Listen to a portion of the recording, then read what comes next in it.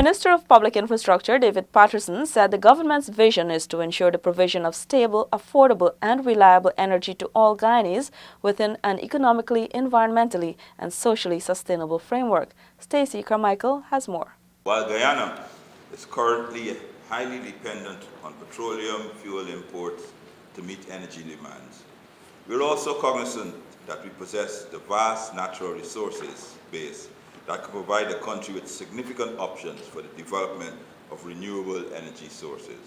Minister of Public Infrastructure David Patterson was speaking during the opening of a workshop dubbed Scaling Up Renewable Energy in Guyana, hosted at the Pegasus Hotel.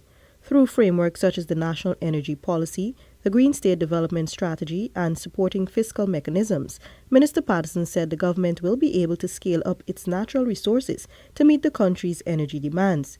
This will allow the attainment of the goal under the Paris Agreement to reach 100% renewable energy use by 2025. We are looking to eventually develop 2 medium-scale hydro plants for the national grid, ranging from 150 to 180 megawatts and 150 to 350 megawatts respectively, while also dedicating focus to the development of mini hydro plants in hinterland regions, such that there is a concerted effort in connecting and delivering energy to rural residents.